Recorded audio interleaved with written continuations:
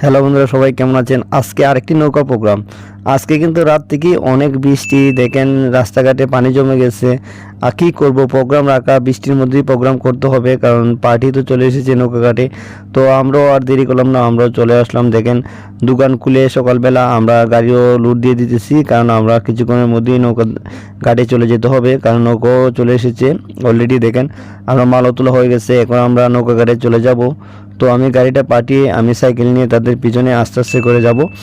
তো এখন আমি সাইকেল নিয়ে চলে যাব আমাদের অভিগঞ্জের ঐতিহ্যবাহী কালাডোবা ঘাটে। তো বলতে না যে আমরা চলে আসছি, মানে তারা চলে আসছে, আমিও চলে আসছি। ওই যে লোকটা দেখা যাচ্ছে, ওই লোকটাতে মানে এই নৌকাটায় আজকে আমরা যাব হবিগঞ্জ টু মিঠামইন। আজকে এই ঘাট থেকে একটা নৌকাই যাবে, শুধু আমাদের নৌকা। আজকে রাত থেকে অনেক বৃষ্টি হচ্ছে, বলতে না বলতেই কিন্তু বৃষ্টি চলে এসেছে। দেখেন আমরা একটা দোকানের ভিতরে আশ্রয় নিয়েছি বৃষ্টির জন্য, মালগুলো ডেকে। এরই মধ্যে আমরা হালকা পাতলা কিছু নাস্তা করে নিলাম। সকালবেলা আসছি তো, তাই আমাদের কিন্তু ভুক লেগে গেছে। দেখেন বলতে না বলতেই বৃষ্টিও কমে গেছে, মানে আকাশ মোটামুটি মেঘাচ্ছন্ন দূর হয়েছে, কিন্তু বৃষ্টি আসবে আসবে এমন একটা ভাব। দেখেন আমরা কাপড়টা ডেকে রাখছিলাম। তো বলতে বলতে পার্টি চলে এসেছে। দেখেন নৌকাতে মাল তোলা হচ্ছে, নৌকাতে কিন্তু মাল কিন্তু বেশি মানুষ লাগে। এরই মধ্যে দেখেন মাল তুলতে গিয়ে আমার দোকানে যে স্টাফ, সে পড়ে গেছিলো, সে কাপড় চোপড় পরে গেছিলো। আবার বাসার থেকে চেঞ্জ করে আসছে সাইকেল নিয়ে, কারণ পার্টি মানুষ আস্তে আস্তে। তো দেখেন মালগুলো নৌকায় সেট আপ দেওয়া হয়ে গেছে।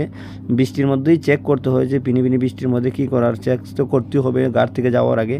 তো দেখেন নৌকা অলরেডি হবিগঞ্জ থেকে মিঠামনির উদ্দেশ্যে রওনা দিয়ে দিয়েছে। তো সবাই চলে গেছে, এখন আমিও বাসায় চলে যাব। যদি আমাদের ভিডিও আপনাদের কাছে ভালো লাগে, অবশ্যই লাইক কমেন্ট শেয়ার করবেন এবং আমার চ্যানেলটিকে সাবস্ক্রাইব করতে ভুলবেন না।